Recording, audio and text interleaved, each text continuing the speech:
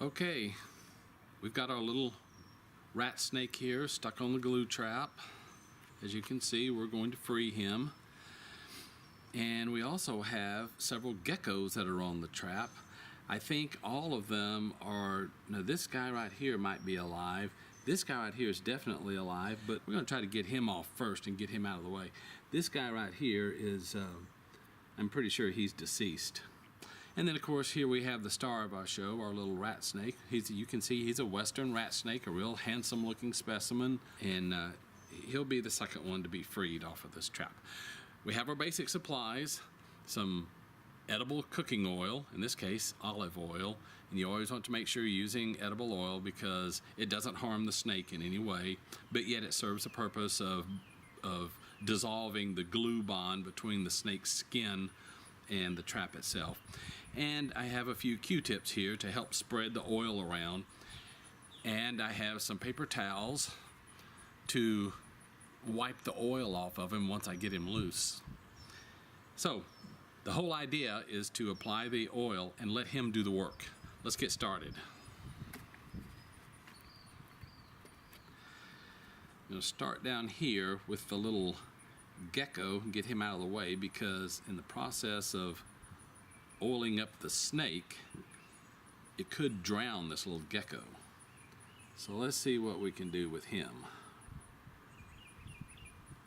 I'm going to again just spread the oil around here, let him do the work. Notice how he's struggling to get free, and I think we can get him off. Just gotta let him do the work. Come on, guy, you gotta struggle for me.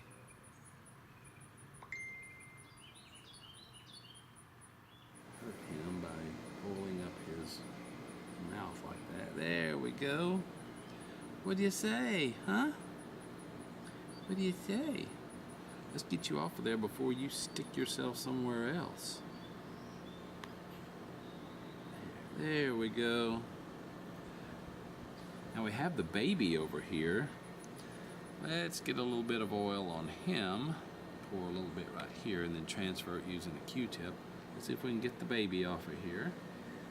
And let me relocate this guy real quick. Okay, now it's time for the star of our show. Notice that his tail is right down here by his head, and I don't want to risk drowning him by dumping oil on his head, so I'm gonna have to come up a little bit and start working this way, and then I'll use a Q-tip to carefully transfer down to the tail area here.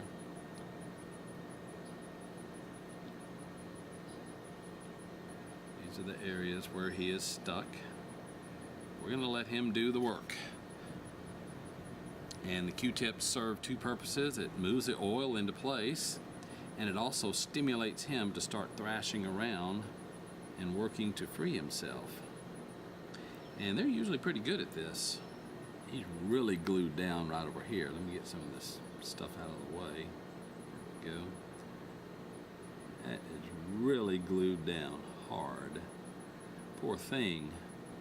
Don't worry, guy, we're gonna get you loose. Oh, look at the progress he's making on the back end of his body here. Boy, he is pulling hard. I can feel him. He is. There we go. All right. Just about there.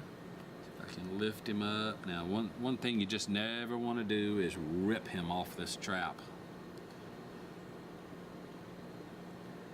Let him do the work. Yeah, I can tell he wants loose in the worst possible way. He is doing his part. That gives me encouragement that he has a lot of vitality in him. We're getting there. Oops, is he gonna get his jaw done before his rest of his body is? He just might. He's doing a good job. If you're determined to get that jaw off of there, let me help you out here, because I don't want to see you hurt yourself. There we go. All right. Just one more. There he is. And oh, look at all that energy he has. Yeah. He is ready to scamper off, but he's about as oily as he can be. So let's just first get the trap out of the way and see what we can do to unoil him. Come here, guy. There we go. Just crawl right through that. Yeah. There we go. Can we get the head? I know you don't like me touching your head. I know. Okay, now crawl through that. There we go. There we go. Now be still for just a second. Let everyone admire you. You are a handsome guy. Energetic as all get out. Look at his mouth. I want to make sure that he's not injured on his mouth. And it looks to be okay. That's good. Very, very good. Okay, for those of you who are ID enthusiasts, how do you know this is a western rat snake? Can you tell? Here's a good look at his head, the top of his head. That's always a good place to start. And now look at the dorsal patterning. That's a good clue.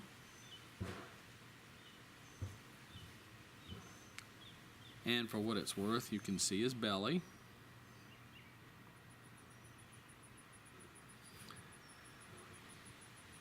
And what I would point out is the top of his head is dark. The jaw is white.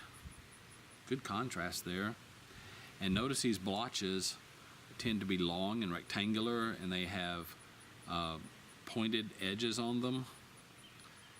And that lets you know that it's not the close cousin known as the Great Plains rat snake. Slow down, guy. Come on. People want to admire you. You want to put your snoot up there by the camera?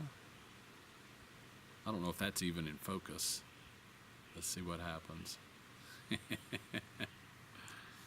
And I'll just have to say this, though, before you go, that